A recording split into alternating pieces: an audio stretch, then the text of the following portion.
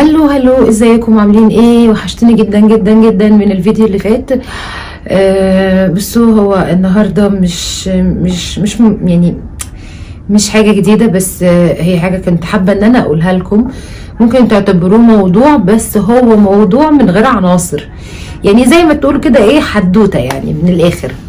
هي ان ايه اللي ممكن يخلي الراجل يتمسك بالست اللي معاه. هو دوت الموضوع. فطبعا انا عايزه اعرف انتم من وجهه نظركم، هو ايه اللي يخلي الراجل يتمسك بالست اللي معاه، ايا كانت خطيبته بقى، مراته، ايه كده يعني. انا محتاجه ان انا اعرف رايكم، وقلت اقول لكم رايي بالمختصر. الراجل عامل طبعا زي ما احنا عارفين ان هو زي الطفل، هو فعلا زي الطفل. الطفل بقى بتعملوه ازاي؟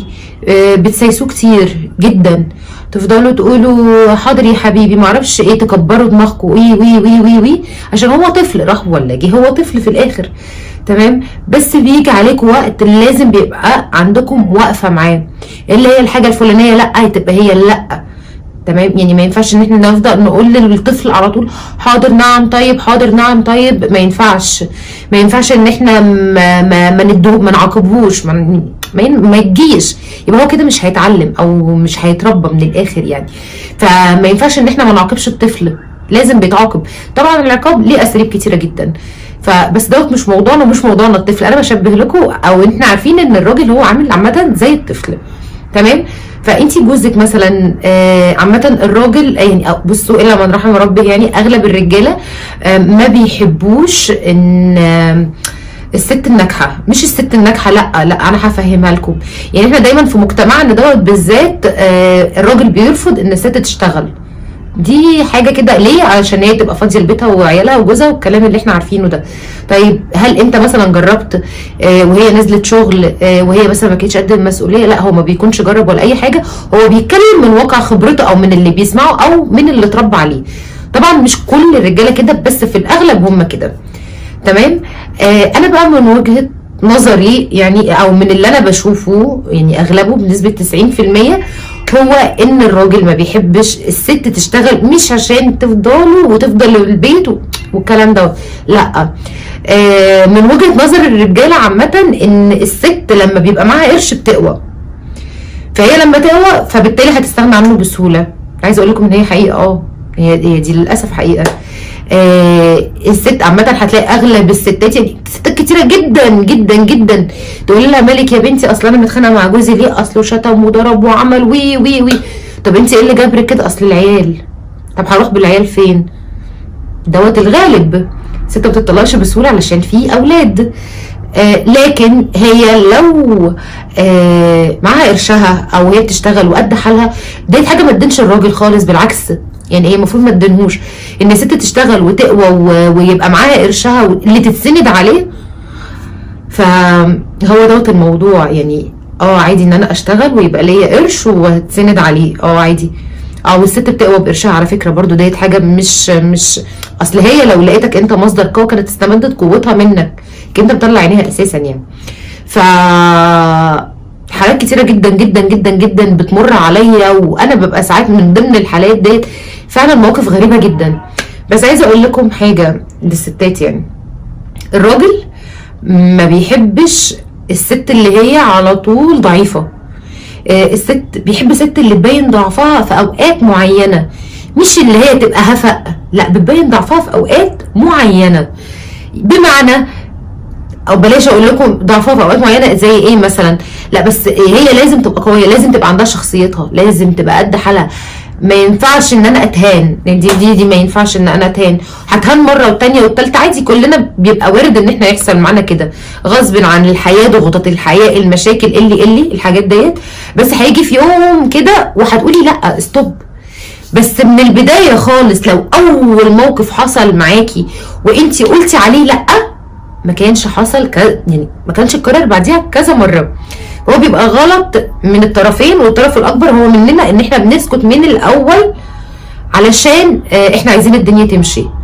فهي الدنيا هتمشي بس هتمشي على دماغنا احنا، مش هتمشي على دماغهم هم عندهم صرف كتيره جدا جدا جدا ان هم يخلعوا من مود البيت والمسؤوليه والكآبه والحياه الزوجيه والحاجات دي، طرق كتيره جدا طبعا كلنا عارفينها يعني.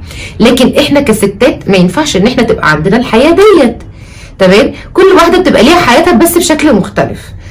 فاللي انا عايزه اقوله ان الراجل بيحب الست اللي قد حالها، بيحب الست اللي هي قويه، شخصيتها قويه، مش شخصيتها قويه بالصوت العالي وبالزعيق وبالشتيمه، لا بس شخصيتها قويه، ليها راي. طبعا الحاجات دي المفروض بتحصل من البدايه، يعني هي من البدايه المفروض تبقى ديت اساسيات. فبيحب الست اللي هي شخصيتها قويه، بيحب الست اللي هي سقف طموحها عالي. يعني بمعنى سقف طموحها عالي اللي هو ايه؟ مثلا مش حياتها متلخصه كده في الاول وفي الاخر في ان هي ازاي ترضيه، لما يرجع تلبس ايه، هتعمل له اكله ايه، هتعمل له معرفش ايه. لا هو الراجل بيزهق، يعني هو الراجل بيزهق عامه لما تفضلي ماشيه على وتيره واحده، هو الراجل بيزهق. فعلشان كده برضو بيتقال بس يعني الممنوع مرغوب، هو فعلا الممنوع مرغوب. فانت ما تبقيش متاحه على طول او حاضر ونعم وطيب على طول، وما تبقيش قليله الادب او لا وعصبيه برضو على طول، بس كل حاجه وليها وقتها. انا عايزه اقول لك انك انت لما يبقى عندك طموح فهو هيحترمك، لما يبقى عندك شخصيه محترمه هيبقى هو هيحترمك. ما تبينلهوش ضعفك، تمام؟ ان هو يجي يقول لك عايز انا اطلعك انت هتشربي العيال وتصرفي انت، شوفي انت هتعملي ايه. لا مفيش حاجه اسمها الكلام دوت خالص. دي انا اشربهم ليه وانت رحت فين؟ ما انت موجود. اشربهم انت، اشربهم انت. لو انت هتديني مصاريفي كل شهر بتاعتي انا والولاد، حتى احنا منفصلين وبتديني مصاريفي كل شهر، ما عنديش مشكله. لكن انا اتطلق واقعد انا اصرف على العيال، اصرف عليهم منين وانت تبقى بره مع نفسك كده؟ لا ما ينفعش الكلام ده، ما ينفعش. فهي دي خلاصه الموضوع. كوني قويه، خلي عندك طموح، خلي عندك طموح، يعني اعلي بسقف طموحاتك. ما تبقيش شخصيه سهله وما تبقيش شخصيه صعبه. عامليه كطفل، بس بيجيلك اوقات انك انت تبقى الحاجه هي اللا، تبقى اللا، زي ما بنعاقب الطفل كده بالظبط. فهو ده اللي انا كنت عايزه اقوله لكم، ان انتوا ما تستسهلوش الحياه علشان انتوا او عشان احنا ما عندناش يعني ما عندناش القوه ان احنا نستحمل الحياه لوحدينا، خاصه ان معانا اطفال. لا هي الحياه ما بتمشيش كده خالص، بالعكس هي ممكن تمشي احلى واحسن من وانتي مع جوزك والموضوع ما بينكم بايظ خالص. العيال على الاقل هيطلعوا اسوياء يعني. وفي بدايه الموضوع بقى ديت المفروض كانت تبقى اول نقطه، انك انتي او اي واحده داخله على جواز او كده، فانتي حبيبتي اختاري الراجل الكفء، اختاري الراجل اللي شبهك، اللي يشبه تفكيرك. ما تختاريش لمجرد انك انتي بتحبيه. يعني انتي لو بتحبيه وهو شخصيته مثلا كدابه او وهو دوت مش هيمشي. فانتي تختاري بعقلك قبل ما هتختاري بقلبك، لان عادي ناس كتيره بيبقوا متجوزين عن حب وبعد كده الحياه بتبوظ تماما ما بينهم بسبب الضغوطات بتاعت الحياه والمسؤوليات والاولاد والحاجات الكتيره اللي احنا عارفينها ديت. فمن البدايه اختاري صح، تمام؟ بعقلك، حكمي عقلك مش قلبك، حكمي عقلك. وحتى لو حكمتي قلبك واتجوزتي وطلع عكس ما انت كنتي عارفاه، فبرضه من البدايه بيبقى مفروض ليكي وقفه. 1 زائد 1 بيساوي 2، ما ينفعش 1 زائد 1 بيساوي 10، يعني ما بتمشيش، هي قاعده كده 1 زائد 1 بيساوي 2. انت عايزه كذا كذا كذا، هو عايز كذا كذا كذا، اتفقتوا لقيتوا ان الدنيا او انتم ما قدرتوش تمشوها زي ما انتم عايزين، يبقى الانفصال من الاول هو الحل، وابعدوا عن الحب خالص. فهو ده اللي انا كنت عايزه اقوله لكم يعني. زي ما قلت لكم هو حكايه من غير عناصر، بس حقيقه كان نفسي اقول الكلمتين دول.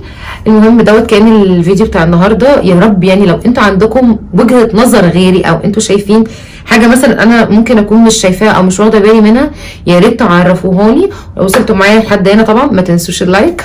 اشوفكم على خير واشوفكم في فيديو جديد. هتوحشوني جدا جدا جدا للفيديو الجاي. باي باي.